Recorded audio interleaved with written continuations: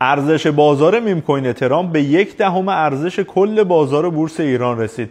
احتمالاً در جریانش هستید که ترامپ چند روز گذشته میم کوین خودش رو عرضه کرده بازار ارزهای دیجیتال که خیلی مورد استقبال قرار گرفته.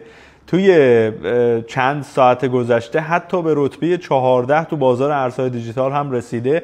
بعد از یعنی میم کوین دوج کوین عملاً دومین میم کوین بزرگ بازار ارزهای دیجیتاله. جالب اینه بدونید یه نفر 48 ساعت پیش 1 میلیون دلار از این میم کوین خرید کرده و 400 میلیون دلار فروخته. یعنی یه چیزی اولوش 399 میلیون دلار عملاً تونسته سود کنه توی 2 روز با 1 میلیون دلار.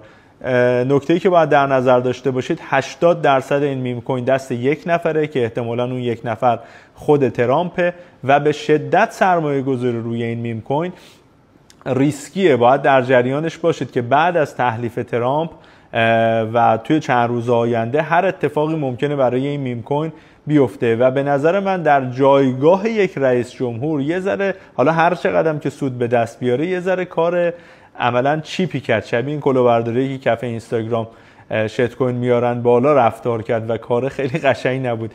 این پستو بفرست برای هر کسی که دنبال میم کوین ترامپه و به این بازارها و به این سودای عجیب غریب عملا علاقه‌منده.